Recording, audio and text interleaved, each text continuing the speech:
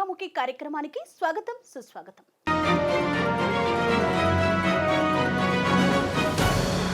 ఈనాటి మన ముఖాముఖి కార్యక్రమంలో 40 సంవత్సరాల రాజకీయ జీవితంలో ఎల్లప్పుడూ ప్రజా సమస్యలపై పోరాటం చేస్తూ ప్రత్యర్థులు ఎంతటి వారైనా సరే వారిని ప్రశ్నిస్తూ ప్రజలకు న్యాయం చేస్తూ బోడుప్పల్ మున్సిపల్ కార్పొరేషన్ ఫెడరేషన్ చైర్మన్గా బాధ్యతలను నిర్వహిస్తున్నటువంటి రాపోలు రాములు గారు ఈనాటి మన ముఖాముఖి కార్యక్రమంలో మనతో ఉన్నారు.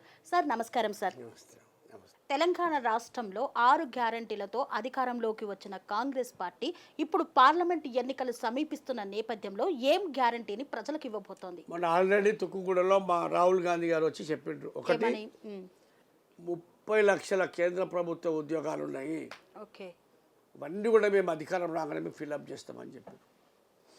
నెంబర్ 2, ఈ దేశంలో ఉన్న యువతకు స్కిల్ డెవలప్మెంట్ ట్రైనింగ్ ఇస్తాం. స్కిల్ డెవలప్మెంట్ టెక్నికల్గా ఇచ్చి వాళ్ళ ట్రైనింగ్ పీరియడ్లో ₹1,00,000 వాళ్ళకు గౌరవ వేతనం ఇస్తామని చెప్పడం జరిగింది. ప్రతి పేద మహిళకు సంవత్సరానికి ₹1,00,000 వాళ్ళకి ఇస్తామని చెప్పడం జరిగింది. అదేవిధంగా వ్యవసాయదారుల కోసం గతంలో స్వామినాథన్ అని ఒక సైంటిస్టు ఒక రిపోర్ట్ ఇచ్చిండు. ఆ రిపోర్టు ప్రకారంగా అందరికీ కూడా వ్యవసాయ రైతులకు వాళ్ళ ఆదాయాన్ని రెట్టింపు చేసుకోవడానికి వారికి పెట్టుబడి పెట్టడానికి ఆ రిపోర్టు ఆధారంగా పెట్టుబడికి 50% కలిపి రైతులకు అందించే ప్రోగ్రాం. అది ఒక చట్టరూపంగా మాటలు కాదు, అది దాన్ని ఒక చట్టం తీసుకొస్తానంటా ఉన్నాను. అదేవిధంగా చట్టం తీసుకొస్తే రైతులకు ఒక రక్షణ ఉంటుంది, చట్ట ప్రకారం నడుచుకోవాలని. మోడీ లాగా కాదు, ఖచ్చితంగా ఇది జరగాలి. కాబట్టి ఈ రోజున మనం ఇచ్చిన ఈ హామీలు ఏవైతే ఉన్నాయో అవన్నీ 5 ఉన్నాయి. అవి 5ట్లో మీకు డీటెయిల్గా ఒక్కొక్కసారి నీకు చెప్తా. నేను సంవత్సరానికి ₹1,00,000 ట్రైనింగ్ ఇస్తామని చెప్పినాం కదా ప్రతి మహిళకి. తర్వాత కులగణన జరుగుతుంది. దేశ జనాభాలలో ఏ కులం ఎంతనో లేదు, కులగణన జనాభాను లెక్కించి ఆ జనాభాకు అనుకూలంగా దేశ సంపద ఏదైతే ఉద్యోగాలు కానీ తర్వాత భూములు కానీ అనేక రకాల సంపద రాజకీయాల పదవులు కానీ వాళ్ళ కులాల జనాభా ఆధారంగా వారికి అంత వాటా ఇవ్వాలనేది మా సంకల్పం. తర్వాత ఉపాధి హామీ కూలీలు పనిచేస్తూ ఉన్నారు గ్రామాలల్లో. ఎంత ఇస్తున్నారండి? రోజుకు 200. దాన్ని 400 చేస్తామని చెప్పి 400. కాబట్టి ఇవన్నీ కూడా మనము మొన్న హామీ ఇచ్చిండు. కాబట్టి ఇవన్నీ కూడా ఖచ్చితంగా నెరవేరుతాయి. నెరవేరకపోతే ప్రజలు చీదరించుకుంటారు, అది సమస్య లేదు. కానీ ఇవన్నీ కూడా ఒక చట్టరూపకంగా చట్టబద్ధకంగా చేయాలనేటువంటిది రాహుల్ గాంధీ యొక్క సంకల్పం, కాంగ్రెస్ పార్టీ యొక్క విధానం. తెలంగాణ రాష్ట్రంలో 100 రోజుల్లో 6 గ్యారంటీలను అందిస్తామని దాదాపు 3 గ్యారంటీల వరకు అందించారు. ఇంకో 3 గ్యారంటీలను పెండింగ్లో పెట్టారు. ఎందుకు చేయలేదు? కోడ్ వచ్చింది. మేము వచ్చి 4 నెలలే కదమ్మా. 5 ఏళ్ళ అయింది కేసీఆర్ను. లాస్ట్ టైం అడిగితే ఏమన్నాడంటే 5 ఏళ్ళ పసిగుడ్డు నేను అన్నాడు. 5 ఏళ్ళ తర్వాత 5 ఏళ్ళ పసిగుడ్డు అన్నాడు. మేము 4 నెలల పసిగుడ్డు కూడా కాలేం కదా. పాలు చీకేది కూడా ఇంకా మొదలు పెట్టలేదు. మేము 4 నెలలనే నువ్వు ఇన్ని అడుగుతున్నప్పుడు నువ్వు 5 ఏళ్ళు అంటే ఎట్లా అన్నావు కదా. మాకు ఈలోగా ఏమైంది అంటే ఖచ్చితంగా అమలుపరచుడే ఖచ్చితంగా ఈ ఎలక్షన్ కూడా రావటం వల్ల కొన్ని ఆగిపోయినాయి. దేశంలో అధికారంలోకి వస్తేనే 6 గ్యారంటీలు ఇస్తామని రేవంత్ రెడ్డి గారు సభాముఖంగానే ప్రకటించారు. దీనిపైన మీ స్పందన ఏంటి? అధికారంలోకి వస్తేనే సాధ్యమవుతుంది కదమ్మా ఏదైనా. బయట ఒకవేళ అధికారంలోకి బీజేపీ వచ్చింది అనుకోండి, మరి తెలంగాణ రాష్ట్ర ప్రజలకి 6 గ్యారంటీలు అందవా? 6 గ్యారంటీలు 100% జరుగుతాయి. 100% జరుగుతాయి. దాంట్లో ఎలాంటి అనుమానం లేదు.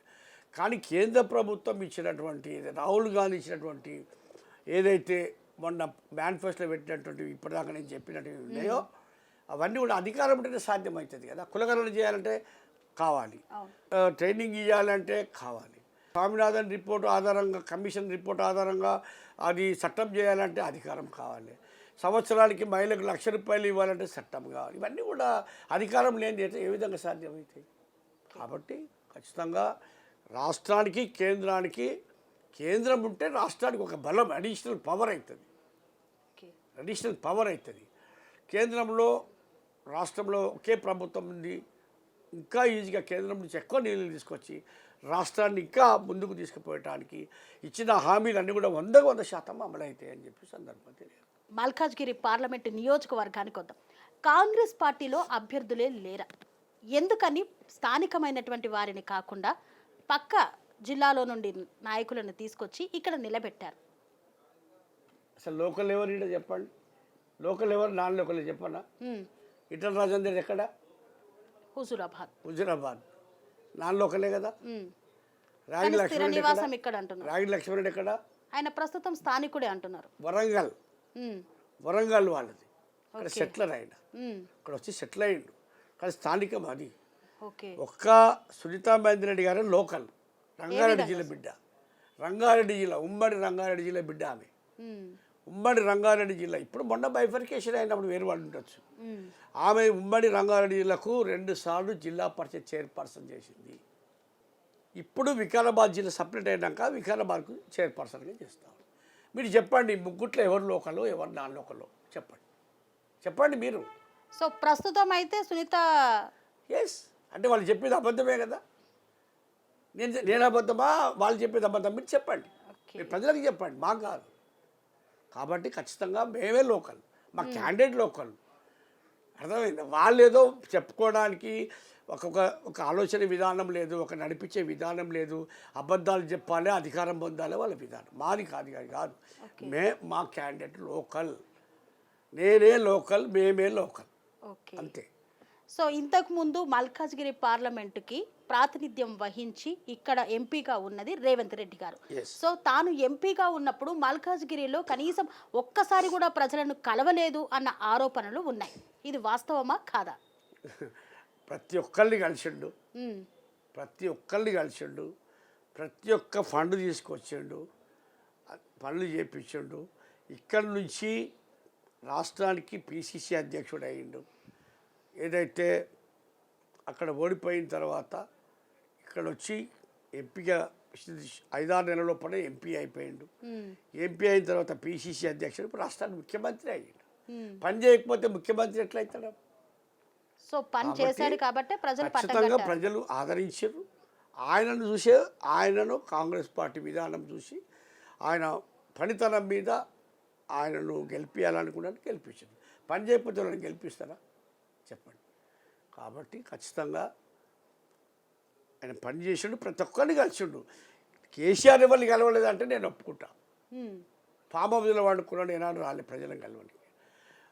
ఇంకెందుకమ్మా ఆడ కొండగట్టు అంజన దగ్గర బస్సు పడిపోయి, ఒక రాష్ట్ర ముఖ్యమంత్రిగా బస్సు పడిపోయి అనేక మంది ప్రాణాలు పోయి వెళ్ళిండా? మెదక్ జిల్లాలో రైల్వే గేట్ దగ్గర స్కూల్ బస్సు రైలు ఢీకొని చాలామంది పిల్లలు చనిపోయారు. అక్కడ వెళ్ళిండా చెప్పండి? ఎప్పుడైనా ప్రజలు కలిసిండా? మీరు చూసిన చరిత్ర ఉందా? కేసీఆర్ 10 రోజులు ప్రజా దర్బారు పెట్టి ప్రజల సమస్యలు వినని చరిత్ర ఉందా ఆయన 10 సంవత్సరాల కాలంలో? మా రేవంత్ రెడ్డి గారు అట్లా కాదు. ప్రగతి భవన్ ప్రజాభవన్ అన్నాడు, ప్రజల భవన్, ప్రజల సందర్శనార్థమే ఉంది.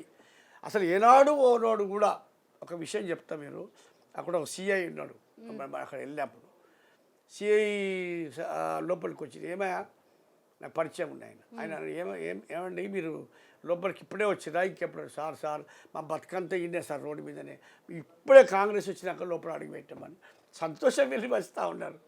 ప్రజలందరూ కూడా నిత్యం మా ముఖ్యమంత్రి గారు 100 మందిని రోజు కలుస్తూ ఉంటాడు, వాళ్ళ సమస్యలు వింటూ ఉంటాడు. ఇయ్యాలనే స్వతంత్రం వచ్చింది మాకు, ఇయ్యాలనే తెలంగాణ వచ్చినంత ఆనందంగా ఉన్నారు. రేవంత్ రెడ్డి గారు ప్రతి ఒక్కరితో మాట్లాడడం, ప్రతి ఒక్కరి సమస్య తీసుకోవడం, ప్రతి ఒక్కరు చాలామంది రేవంత్ రెడ్డి గారితో ఒక చెయ్యి వేసుకొని ఫోటో దిగితే చాలని సంతోషంగా ఉన్నారు. మీరు రండి, మీ బిడ్డకు తీసుకొని కల్పిస్తాను. కాబట్టి నేను ఏంటంటే ప్రజల కోసం పనిచేసే వ్యక్తి రేవంత్ రెడ్డి గారు. కేసీఆర్ ఏనాడు ప్రజల దగ్గరికి రాలే, కేటీఆర్ కలవలే, హరీష్ రావు కలవలే, కవిత అసలే కలవలే. కాబట్టి వాళ్ళు రాజకీయ పరిపాలన చేసారు, మేము ప్రజల పరిపాలన చేస్తాం. మల్కాజ్గిరి పార్లమెంటు నియోజకవర్గంలో సునీతా మహేందర్ రెడ్డి గెలిస్తే ఇక్కడ ఉన్నటువంటి ప్రధానంగా తీర్చే సమస్యలు ఏంటి? అసలు ప్రజలకు ఏం చెప్తున్నారు మీ మేనిఫెస్టో? ప్రజలకు ఏదైతే మా కేంద్రము ప్రకటించినటువంటి మేనిఫెస్టో కాకుండా ఇక్కడ స్థానిక కొన్ని సమస్యలు ఉన్నాయి. ఒక 3 జూనియర్ కాలేజీ కావాలి ఇక్కడ. ఒకటి పీడ్జాదిగూడ బోడుప్పల్ కార్పొరేషన్ కలిసి ఒక జూనియర్ కాలేజీ, తర్వాత జవహర్ నగర్, కీసర, దమ్మాయిగూడ, ఈ నాగారం మున్సిపాలిటీ ఒక జూనియర్ కాలేజ్. అదేవిధంగా షామర్పేట్, మేడ్చల్ కానీ ఒక జూనియర్ కాలేజ్. ఇవి జూనియర్ కాలేజ్ ఎడ్యుకేషన్ విషయం చెప్తాం. ఓకే. తర్వాత ఒక డిగ్రీ కాలేజ్ కూడా ఇక్కడ అవసరం. టోటల్గా ఒక డిగ్రీ కాలేజ్ కూడా ఇక్కడ అవసరం, ఖచ్చితంగా పెట్టిస్తాం. అదేవిధంగా ఒక 100 పడకల ప్రభుత్వ ఆసుపత్రి, మంచి ఆసుపత్రి, సూపర్ స్పెషాలిటీ హాస్పిటల్ ఒక హాస్పిటల్ అవసరం. విద్య, వైద్యం ఉంటే చాలా వరకు ప్రజలకు చాలా ఇబ్బంది జరిగేటువంటి అవకాశం. ఓకే. కాబట్టి ఇది ప్రధానమైన మల్కాజ్గిరి నియోజకవర్గంలో ఉన్నటువంటి సమస్యలు. తర్వాత ఒక పెద్ద లైబ్రరీ కావాలి, పెద్ద లైబ్రరీ కూడా. ఎందుకంటే ఎవరి ఇంట్లో అయితే పుస్తకాలు ఉంటాయో, పుస్తకాలు ఎక్కువ చదువుతారో వాళ్ళ బుర్ర బాగా పెరుగుతుంది. ఎవరింట్లో అయితే బాగా డబ్బు ఉంటుందో అని బుర్ర మాత్రం బాగా పెరుగుతుంది. ఓకే. కాబట్టి ఇలా బుర్ర కావాల్సిన అవసరం ఉంది. విద్యార్థులంతా, పిల్లలంతా కూడా ఇలా వాళ్ళు ఈ సోషల్ మీడియాలో, తర్వాత ఈ పబ్బులు, క్లబ్బులు, ఈ కల్చర్ వల్ల యువత గంజాయి, తర్వాత ఈ మత్తు మందుల వల్ల యువత అంతా కూడా నిర్వీర్యం అయిపోతుంది. వాళ్ళ శక్తి అంతా వృధా అవుతూ ఉన్నది. ఇలాంటి వాళ్ళను తీర్చిదిద్దవలసినటువంటి అవసరం ప్రభుత్వం తీసుకురావాలి. అందుకే అలాంటి యువకుల కోసం స్కిల్ డెవలప్మెంట్ కోర్సులు పెడతా అంటున్నారు రాహుల్ గాంధీ గారు. ఎందుకంటే యువతనే నేటి బాలలే రేపటి పౌరులు అన్నారు. నేటి బాలలే రేపటి పౌరులు. ఈ పౌరుల కోసమే కదా ఈ దేశం ఉంది. ఈ వీళ్ళ కోసమే కదా. ఇప్పుడు పుట్టిన పిల్లవాడికి కూడా రేపు భవిష్యత్తు ప్రణాళిక చేయకపోతే ఏం ఉపయోగం చెప్పండి. ఇంకెందుకండి, చాలామంది ఉద్యోగాలు లేక కొన్ని మొన్న మీకు రష్యాలో, గాజాలో ఇక్కడ కొన్ని యుద్ధాలు జరుగుతాయి. అక్కడ చాలామంది సైనికులు చనిపోయిన తర్వాత హర్యానాలో, ఉత్తరప్రదేశ్లో అక్కడక్కడ కొన్ని రిక్రూట్మెంట్ సెంటర్లు పెట్టారు. సైనికులలో ఉద్యోగాలు తీసుకుంటామని పెడితే 100 మంది లైన్లు కట్టారు. అప్పుడు కొంతమంది వీలాంటి ప్రెస్ వాళ్ళు పోయి అడిగారు, అయ్యా బాబు ఏందా ఈ లైను అంటే, లేదు సార్ సైనికుల కోసం ఉద్యోగాలు. ఎక్కడ అంటే గాజాలో, ఎక్కడంటే రష్యాలో. బాబు అక్కడ యుద్ధం జరుగుతుంది కదా, మరి యుద్ధం జరుగుతుంది తెలుసా అండి, మరి ఎట్లా మీరు అక్కడ చనిపోతే ఏమైనా అయితే ఎట్లా అంటే, సార్ మేము ఇక్కడ ఉండి మాత్రం చేయగలిగింది ఏముంది, మా భార్య బిడ్డలకు కొంత ముద్దలు పెట్టలేకపోతున్నాము. మేము చనిపోయే రకన్నా అక్కడ ఉద్యోగంలో చేరి 10 రూపాయలు పంపించిన కుటుంబాన్ని బాగు చేసుకుంటే ఒక తృప్తితో మేము అన్ని చేయను. అంటే దీన్ని బట్టి మీరు అర్థం చేసుకోండి, యువత అంతా కూడా ఉద్యోగ రీత్యా ఎంత ఇబ్బందులు పడతారు, నిరుద్యోగ సమస్య ఎంత తీవ్రంగా ఉంది ఈ దేశంలో. మీరు అందరూ ప్రాణాలు కూడా పోయినా పర్వాలేదని దానికి సిద్ధపడ్డారు. అంటే ఇలా మోడీ గారు ఈ దేశంలో 10 సంవత్సరాలు చేసిన తర్వాత దేశ యువకుల పరిస్థితి ప్రాణాలు కోల్పోవటమే. అంతకు సిద్ధపడ్డారు వాళ్ళు. దాని కారకులు ఎవరు? కాబట్టి ఇలావన్నీ కూడా పోవాలంటే ఆ యువతను సక్రమైన మార్గంలో పెట్టవలసిన అవసరం ఉన్నది. వాళ్ళకు చదివిపియాలి, వాళ్ళకి టెక్నికల్ కోర్సు 10th ఇంటర్మీడియట్ పిల్లలకు మరి వాళ్ళు ట్రైనింగ్ తీసుకొని వాళ్ళకి మంచి ప్రయోజకుడు అయి ఒక టెక్నాలజీగా డెవలప్ అయితే ఏదంటే బతుకు తెరువు వస్తుంది, ఉద్యోగం వస్తుంది, తన సొంతగా ఇన్స్టిట్యూట్ పెట్టుకోగలుగుతాడు. కాబట్టి ఇలా ఈ దేశంలో కానీ, ఈ నియోజకవర్గంలో, ఈ రాష్ట్రంలో కానీ ఇలాంటిది చాలా చాలా ముఖ్యమైనటువంటి ప్రాజెక్ట్. కాబట్టి ఇవన్నీ కూడా మన సునీతమ్మ గారు ఖచ్చితంగా గెలుస్తారు. ఓకే, ఖచ్చితంగా గెలుస్తారు. ప్రజలు ఆశతో ఉన్నారు. ఫస్ట్ టైం ఒక మహిళకి అవకాశం. ఈ సిద్దిపేట ఉండే, ఈ మల్కాజ్గిరి వచ్చిన తర్వాత ఇప్పుడు 4 సార్లు 2 సార్లు సర్వే సత్యనారాయణ ఉన్నాడు, ఒకసారి సిద్దిపేట నుంచి ఉన్నాడు, ఒకసారి మల్కాజ్గిరి నుంచి ఉన్నాడు. ఆ తర్వాత ఇదే మల్లారెడ్డి తర్వాత రేవంత్ రెడ్డి. ఇది అంటే మొత్తము ఇది 4వసారి 5వసారి. మల్కాజ్గిరి పార్లమెంటులో ఉన్న నియోజకవర్గాలలో అంతా బీఆర్ఎస్ ఎమ్మెల్యేలు ఉన్నారు కదా, మరి కాంగ్రెస్ పార్టీకి ఏ విధంగా సపోర్ట్ అవుతుంది అనుకుంటున్నారు? అప్పుడు కాంగ్రెస్ ప్రభుత్వము వస్తుందో రాదో అనే ఉద్దేశంతో అంతవరకే బీఆర్ఎస్ పార్టీలో ఉన్నటువంటి అధికారంలోకి వచ్చిన మాట వాస్తవం. కానీ ఎప్పుడైతే పరిస్థితులు తారుమారైనాయో, కాంగ్రెస్ అధికారంలోకి వచ్చిందో ప్రజలందరూ కూడా ఇక్కడ వచ్చేసారు. మొదటి వాగ్దానమే ప్రగతి భవన్ బద్దలు కొడితే ప్రజల పరం చేస్తా అన్నప్పుడే ప్రజలందరూ కూడా ఒక ర్యాలీగా వెళ్ళి తెల్లారే వచ్చి అది పలగొట్టేసి ప్రజలకు అంకితం ఇచ్చిండో, వందల మంది ప్రజలను ప్రవేశం చేసిండో, ప్రజల ఆలోచన విధానం మారిపోయి ఓహో నిజమే వీళ్ళని చేస్తారని. రెండవది ఏంటిది, ఈ ప్రజా సంక్షేమ పాలన మహిళల కోసం బస్సు కానీ 500 కరెంటు ఇది కానీ అది ఇవన్నీ కూడా ఏదైతే ఈ చేసిన హామీలు ఉన్నాయో ఆ ప్రజలలో ట్రెండ్ మారింది. ఇప్పుడు వాళ్ళు కూడా గెలిచిన ఎమ్మెల్యేలు కూడా మనస్ఫూర్తి ఆడ ఎవరు లేరు.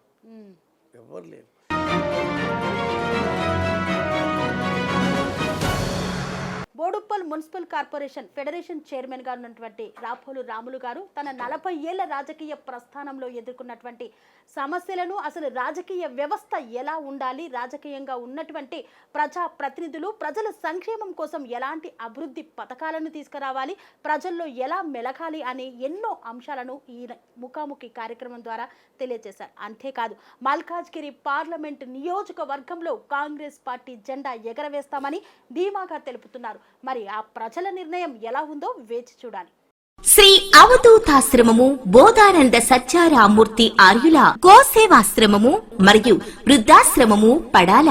ఆశ్రమములో గోసేవ, గోవుల దానము స్వీకరించుట, మీ నవగ్రహ దోషములు పోవుటకు గోపూజ చేయబడును. మూలికా వైద్యము, గోపంచగవ్య వైద్యము చేయబడును. యంత్రములు, తావీదులు ఇవ్వబడును. శాంతి హోమములు చేయబడును. మీ ఆత్మీయుల పుట్టినరోజు, పెళ్లి రోజు మరియు వర్ధంతి వంటి ముఖ్యమైన దినములలో గోసేవ లేదా అన్నదానం చేయదలిచిన వారు సంప్రదించండి. మా వృద్ధాశ్రమంలో ఖాళీలు కలవు. చేరదలిచిన వారు సంప్రదించండి. శ్రీ శ్రీ శ్రీ స్వామి బోధానందగిరి శ్రీ అవధూతాశ్రమము అయ్యప్ప స్వామి గుడి దగ్గర పడాల, తాడేపల్లిగూడెం 2. Cell numbers 7981356374, 96180341138.